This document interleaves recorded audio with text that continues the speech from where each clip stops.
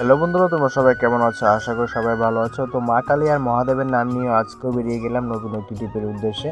তো আজকে যাচ্ছি হচ্ছে মাতাবাড়িতে। তো পার্টিকে নিয়ে নিলাম, পার্টিকে নিয়ে বেরিয়ে যাচ্ছি মাতাবাড়িতে। তো আগরতলার রাস্তা খুব সুন্দর, আর সাবরুমের রাস্তা তো কথা বলে লাভই নেই। এত সুন্দর রাস্তা, এত ভালো ফিনিশিং, মানে কি বলবো, বলার কোনো ভাষা নেই। তো আমাদের বাড়ি থেকে আগরতলার দূরত্ব হচ্ছে 32 কিলোমিটার, আর আগরতলা থেকে উদয়পুরের দূরত্ব হচ্ছে 66 কিলোমিটার, টোটাল 98 কিলোমিটার। তো বন্ধুরা, ফাইনাল চলে এলাম মাতাবাড়িতে, তোমরা দেখতেই পাচ্ছ। তো আজকে রবিবার হওয়ার কারণে আজকে প্রচণ্ড ভিড় হয়েছে। হাত পা ধুয়ে নিয়ে তারপরে চলে গেলাম মার দর্শনে, উপরে গিয়ে মাকে দর্শন করে নিলাম। আজকে রবিবার, তার জন্য মাতাবাড়িতে আজকে খুব মানুষ হয়েছে।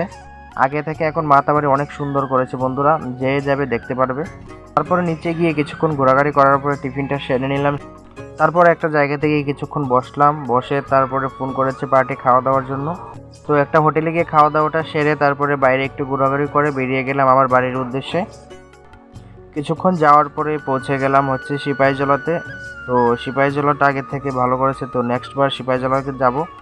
বিশালগড় বাইপাসে উঠে গেলাম, দেখতে দেখতে সন্ধ্যা ঘনিয়ে এলো, তারপর আগরতলা পৌঁছে গেলাম।